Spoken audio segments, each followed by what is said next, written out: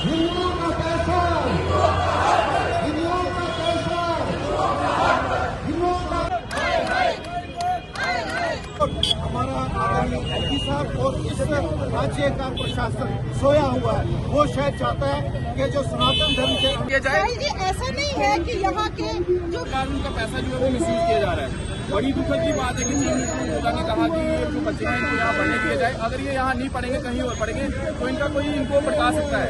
तो पहले तो मैं चीफ मिनिस्टर ममता को बताना चाहता हूँ कि भड़काने वाली बात अब यही है।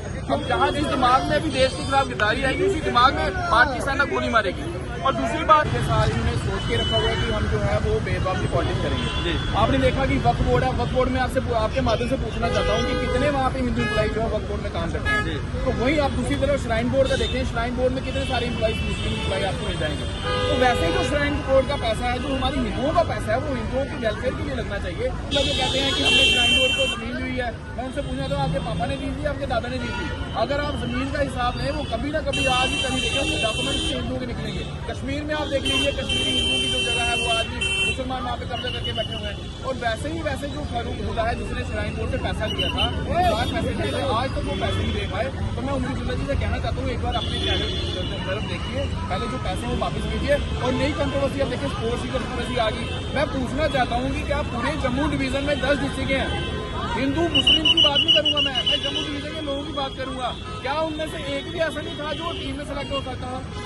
क्या ऐसे कौन सी कश्मीर में कौन से मैसी पैदा हुए हैं जो हर टीम में वो सिलेक्ट होकर चले गए? कि बच्चों में काबिलियत थी, उन्होंने क्या लगता है जम्मू के बच्चों में काबिलियत नहीं है? भैया ये तो हम खुद हैरान है कि ऐसी कौन सी काबिलियत आ गई कि कश्मीर के 20 सिलेक्ट हो गए और जम्मू का 1 सिलेक्ट नहीं हुआ।